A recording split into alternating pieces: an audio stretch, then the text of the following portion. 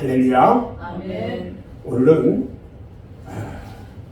신명기 8장 1절로 10절 말씀을 통해서 2024년을 기억하라, 이런 제목을 함께 말씀을 나눌 때 큰 은혜가 있기를 바랍니다. 아멘.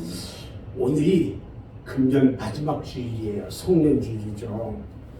우리는 지난 1년간을 돌이켜보면서 지난 한 해 동안에 하나님으로부터 받은 바 은혜를 다시 한번 생각하고 감사하면서 또 잊지 말고 기억할 것이 무엇일까, 이런 것을 생각해 보는 시간이 됐으면 좋겠어요. 아멘. 우리는 지나간 과거를 잊어버릴 것은 잊어버려야 하는데, 잊어버려서 안 될 것은 오랫동안 기억을 해야 돼요. 신명기 말씀에 보니까 기억하라, 이 말이요 10번이나 나와요. 특히 신명기 중에서 오늘 본문 말씀으로부터 10장까지는요 이스라엘 백성들이 가나안 땅에 들어가서 풍요로운 삶을 살게 될 때 광야에서 40년 동안 어렵고 힘들고 고통스러웠던 그 일들이 우리는 잊지 말고 기억해야겠다, 이 이야기를 하고 있어요. 오늘 본문에 신명기 8장 2절 말씀을 같이 한번 읽어봅니다. 시작.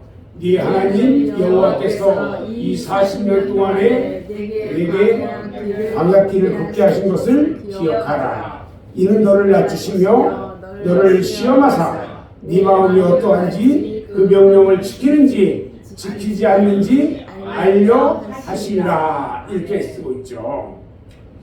바로 이스라엘 백성들이 광야에서 겪은 여러 가지 시련을 잊지 말고 기억하라는 말씀이에요. 그래서 다시는 그런 역사가 되풀이지 않도록 주의하라는 거예요. 지금 이스라엘 나라에 이 아드바셈이라는 독립기념관이 있는데, 거기에는 용서는 하되 잊지는 말자, 이런 글귀가 써 있대요. 그들은 이 AD 70년 로마의 그 티토에 의해서 나라가 망합니다. 그리고 전 세계로 유랑을 하는 민족이 되고 말았어요. 세계 2차 대전 때는요 독일로부터 참으로 말로 표현할 수 없는 고난을 당합니다. 이 아우슈비츠 형무소, 거기에 마이다네크, 베르체크, 여기에는 히틀러가 600만 명을 가스실에 집어넣고 질식을 시켜요. 그래서 학살을 하고 주사도 놔가지고 죽이고 이렇게 했어요. 그 후에 1948년에 그들이 이제 독립을 합니다. 이스라엘이 독립을 하는데 저들이 나치 독일을 용서해요. 그런데 그냥 용서만 하는 게 아니라 다시는 이런 비극이 되풀이되지 않게 하자, 그러면서 그들은 그 결심을 오늘날까지 이런 용서를 하되 잊지는 말자라는 문구를 통해서 이것을 정치적 지주로 하고 있어요. 이스라엘 민족의 광야 40년의 역사, 그 역사는요 문자 그대로 시련의 역사였어요. 40년은요 한 세대를 지나는 세월이에요. 옛날에 우리나라 왕들이 평균 수명이 몇 살이었는지 아세요? 우리나라 왕들이 조선 500년 고려 때 이런 이 왕들이 평균적으로 35세에서 40세예요. 40년은 엄청난 세월이었어요. 이렇게 기나긴 세월을 소비한 이유가 뭐냐? 단 한 가지예요. 이 신명기 8장 3절에 보면요, 사람이 떡으로만 사는 것이 아니요 여호와의 입에서 나오는 모든 말씀으로 사는 줄을 네가 알게 하려 하심이라고 했어요. 이 단순한 이 진리 한 가지를 가르치기 위해서 하나님께서 40년 세월을 계획하신 거예요. 하나님께서요, 당신의 선택한 백성들을 광야로 지금 인도합니다. 광야는요, 많은 위험이 존재하고 있고요, 아직 개발되지 않은 미지의 거친 땅이에요. 실제로 이스라엘 백성들이 40년 동안 광야 생활을 할 때에 저들은 하나님의 약속과 위험을 동시에 체험하기 시작해요. 봐요. 이 홍해에 나와서 홍해를 건너갈 수 없어 막혀 있어요. 그런데 그 홍해가 어떻게 됐어요? 갈라지는 하나님의 기적의 역사가 있었잖아요. 저들이 가지고 있는 물을 다 먹고 막 목이 기갈이 나기 시작해요. 그런 고통 가운데 있는데 반석에서 생수가 터지는 역사가 일어나요. 그들이 먹을 것이 없어가지고 굶주림의 고통이 있었는데 하늘로부터 만나의 양식이 날마다 새벽마다 내려와요. 이런 신비한 체험을 하기도 했어요. 하나님을 반역하다가 불바위에 물려가지고 수많은 사람이 죽었고요. 이때도 하나님께서는 구원받는 체험을 하게 해요. 어떻게 했냐?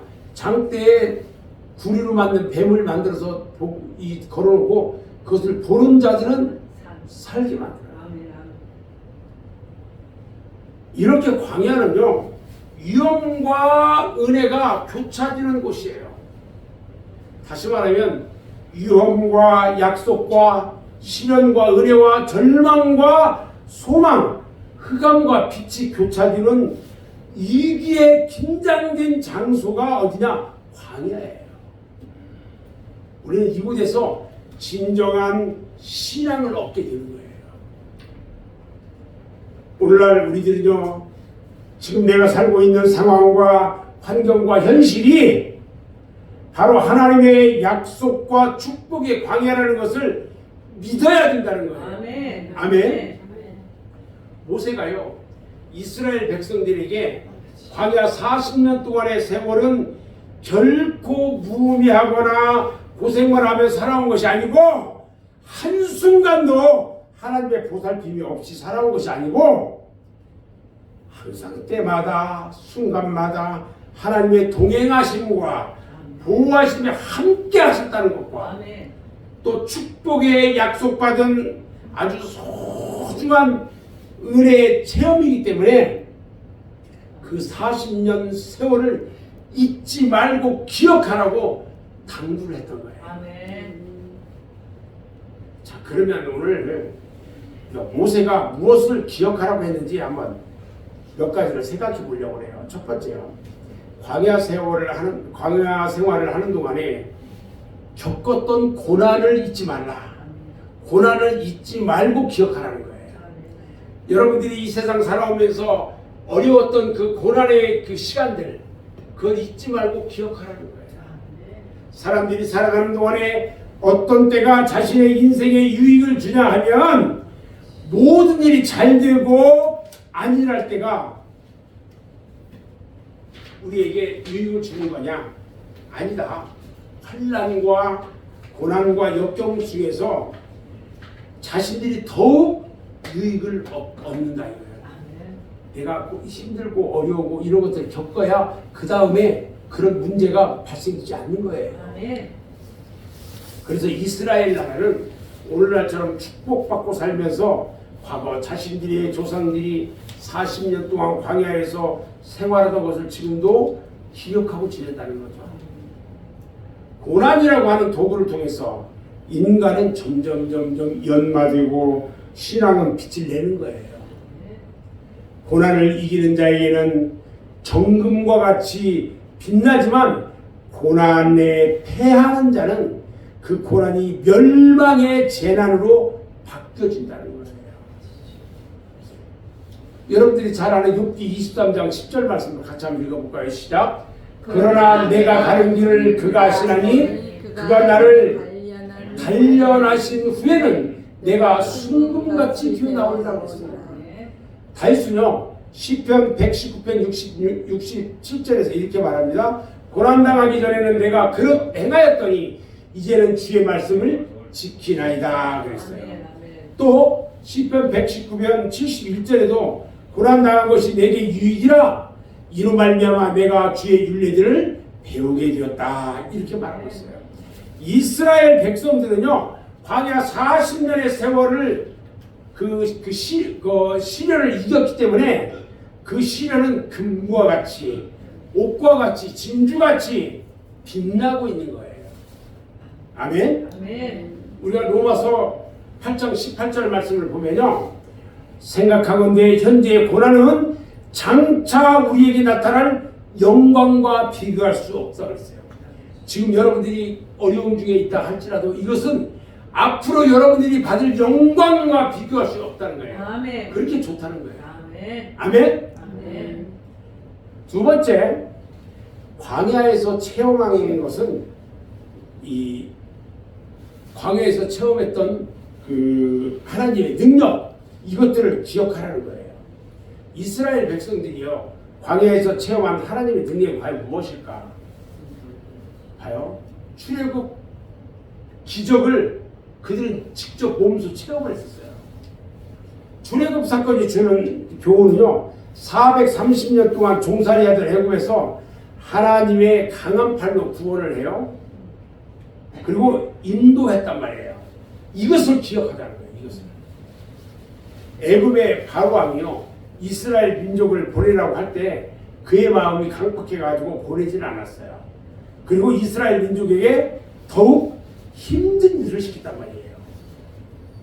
그와 같은 바로에게 하나님이 10가지 재앙을 내려요. 그리고 마지막 10번째 재앙이 뭐냐? 장자가 죽는 재앙이야.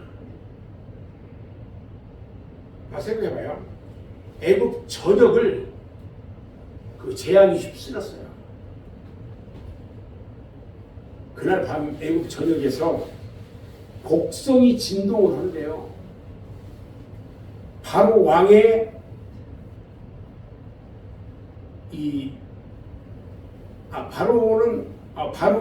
바로의 그 왕으로부터 시작해가지고 모든 천한 종에 이르기까지 그리고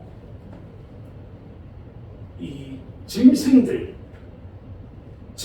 새끼들에 이르기까지 모든 장자 첫 새끼가 다 죽었어요.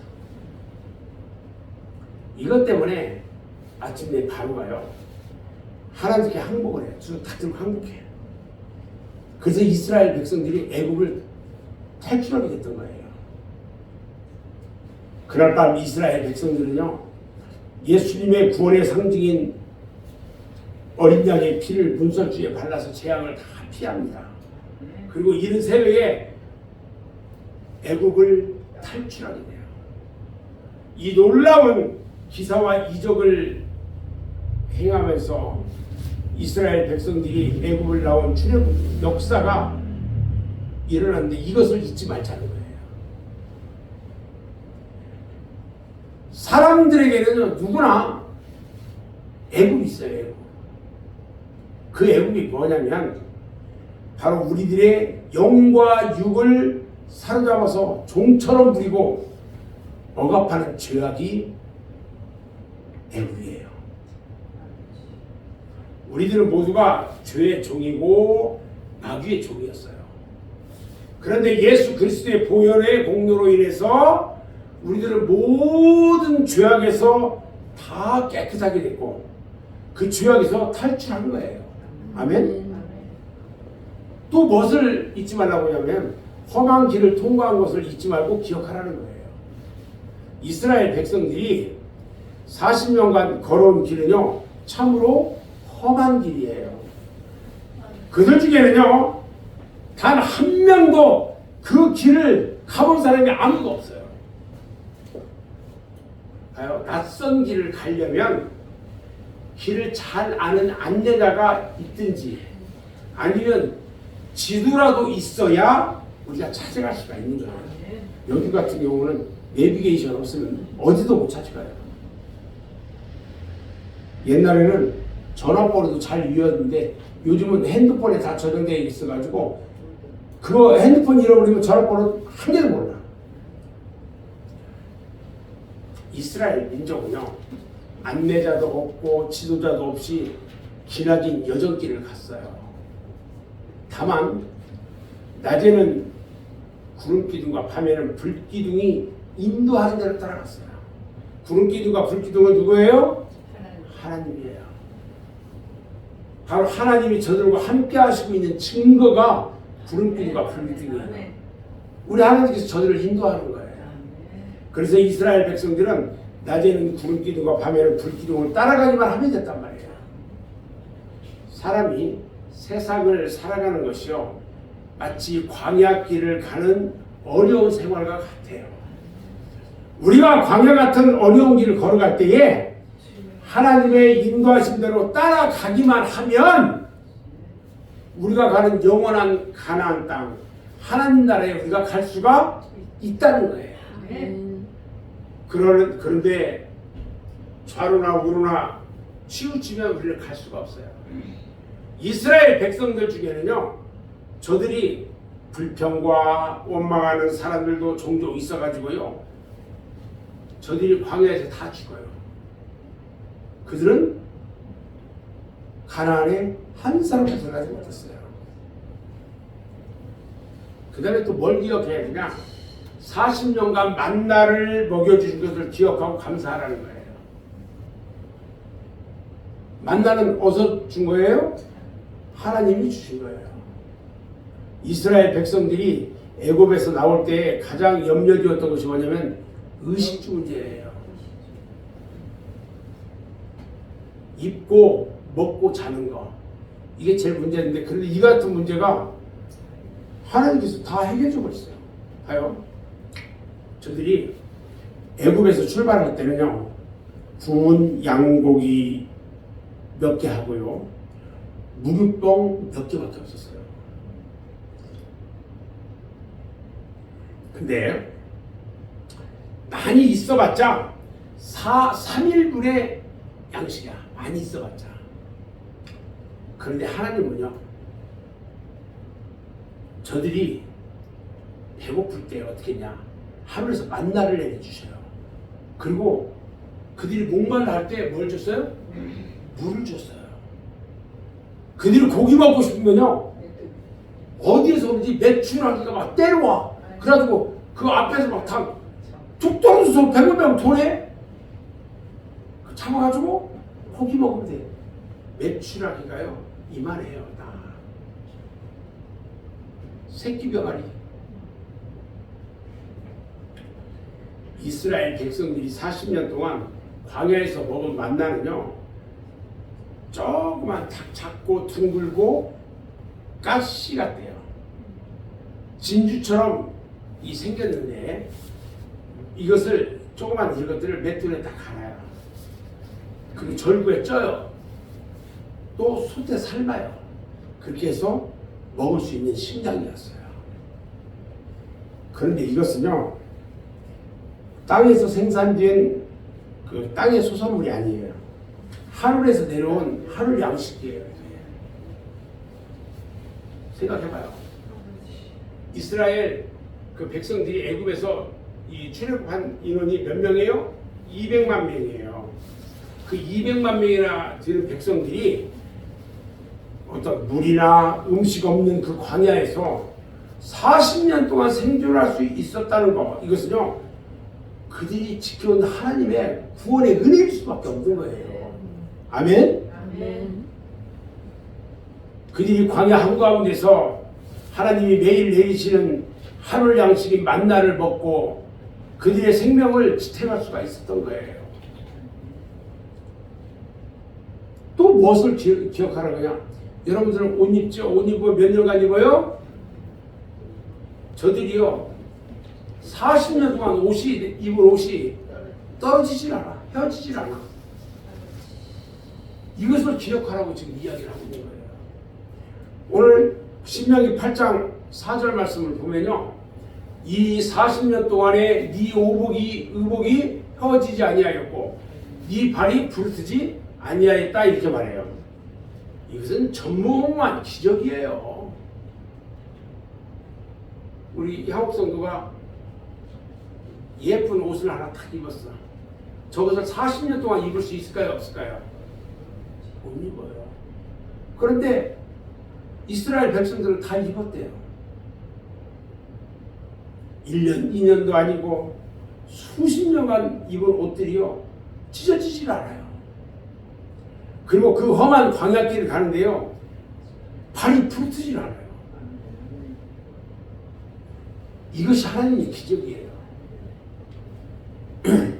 이런 것들은 우리 하나님만 하실 수 있단 말이에요. 봐요.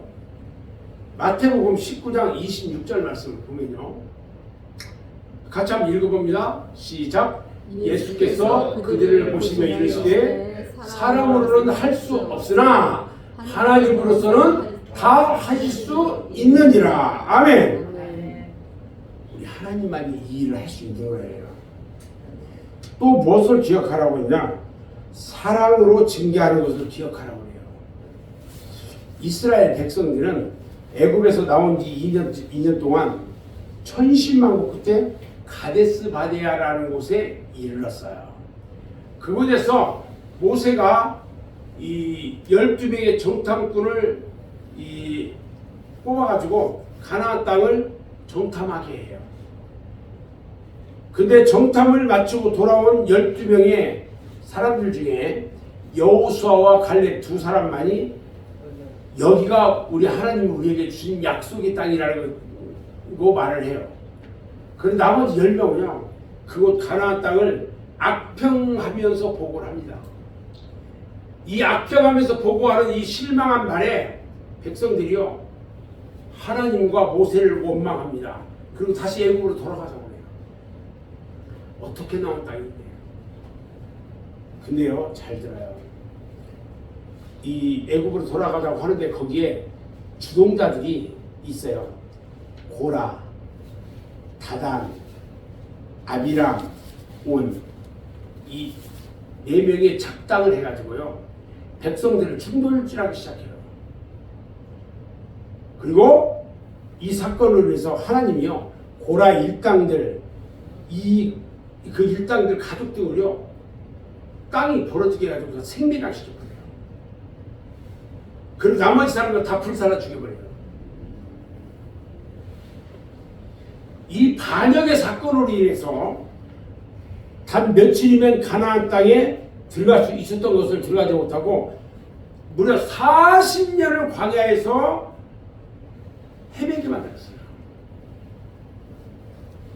이와 같은 고통스러운 40년의 광야 생활은요, 하나님의 진노의 징계였어요. 그런데 더욱 깊이 내면적으로 생각을 해보면 하나님은 이 고통의 기간 동안 시련의 순간들을 통해서 당신의 백성들을 더욱 낮추시고 시험하시면서 그들에게 순종할 수 있도록 훈련을 시켰던 거예요. 하나님은요, 고통과 채찍을 통해서 당신의 백성을 더욱 온전하신 그 인격과 더 굳센 신앙으로 단련시키는 거예요. 그래서 우리는요, 하나님의 거룩하신 뜻을 깊이 이해하면서 겸손하게 감사하는 삶을 살아야 된다는 거예요. 아멘? 아멘. 우리 성경 히브리서 12장 6절로 8절 말씀을 이렇게 말씀해요. 같이 한번 읽어봅니다. 시작. 주께서 그 사랑하시는 자를 징계하시고 그가 받아들이는 아들까지 채찍질하심이라 하였으니 너희가 참음은 징계를 받기 위함이라. 하나님이 아들과 같이 너희를 대우하시라니 어찌 아버지가 징계하지 않는 아들이 있으리요? 징계는 다 받는 것이거늘 너희에게 없으면 사생자요 친아들이 아니니라. 이렇게 말씀하셨고요. 또 히브리서 12장 11절에도 이렇게 말을 해요. 무릇 징계가 당시에는 즐거워 보이지 않고 슬퍼 보이나 후에 그로 말미암아 연단받은 자들은 의와 평강의 열매를 맺느니라. 할렐루야. 아멘. 그런 거예요. 하나님께서요, 하나님의 말씀대로 살면은 약속의 땅 가나안에 들어갔을 때요, 모두 축복을 허락하시겠다고 약속을 해주셨어요. 오늘 보면 6절부터 10절 말씀이요, 바로 하나님의 축복의 말씀이에요. 하나님께서 약속하신 가나안 땅은요, 과연 어떤 곳일까? 신명기 8장 7절부터 9절 말씀을 한번 같이 읽어요. 시작. 네 하나님 여호와께서 너를 아름다운 땅에 이르게 하시나니 그곳은 골짜기든지 산지든지 시내와 분천과 샘이 흐르고 밀과 보리의 소산지요 포도와 무화과와 송리와 감람나무와 꿀의 소산지라. 네가 먹을 것에 모자람이 없고 내게 아무 부족함이 없는 땅이며 그 땅에 돌은 천이요 산에서는 동을 캘 것이라. 여러분, 하나님께서는요 일찍이 아브라함에게 가나안 땅을 너희 후손들에게 주겠다고 약속한 바가 있었어요. 그런데 가나안 땅에는 이미 하나님을 섬기지 않는 7 족속들이 살고 있었어요. 그래서 하나님은 이 7 족속들을 모두 완전히 다 잡아 죽여라. 그리고 이스라엘 백성들에게 줘라. 이렇게 말씀하셨던 거예요. 사실 가나안 땅은요, 우리나라에 비하면 그렇게 좋은 땅이 아니에요. 그런데도 당시에 이스라엘 백성들에게는요, 이보다 더 좋은 땅이 없었어요. 그래서 그들은 그 땅을 매우 귀하게 여겼어요. 그 땅을 얻기 위해서는 많은 희생이 뒤따라야 했고요. 그러나 이스라엘 백성들은 하나님이 주신 땅이라는 확신을 가지고 최선을 다해서 그 땅을 차지하게 된 거예요. 제가 여러분들한테 물어볼게요. 오늘날 우리들에게 주신 가나안이 어디일까요? 그것은 어디예요? 천국이에요.